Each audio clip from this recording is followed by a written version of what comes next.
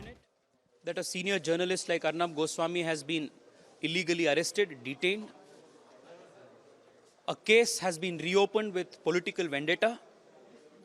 This attempt to silence the voice of a journalist reminds us of the dark days of emergency, but nothing better can be expected from the Congress, the NCP, and the Shiv Sena.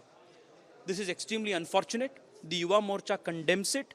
We had organized a massive protest, not only in Maharashtra and Mumbai, but across the country in protest of this illegal detention. We hope sincerely that the courts of this country,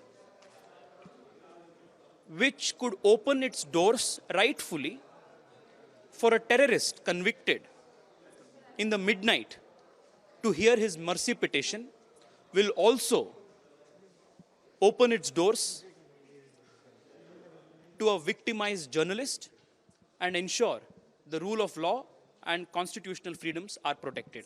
They are also seeking intervention by the Central Government Human Rights Commission. What do you have to say about that? The matter is already before the court, and like I said, I sincerely hope that the courts of this country, all of us respect the courts of this country.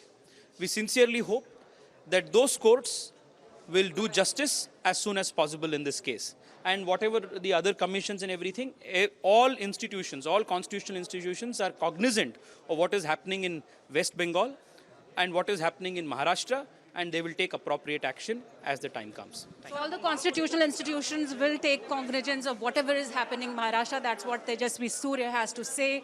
And a lot of hope, anticipation from the courts of the law.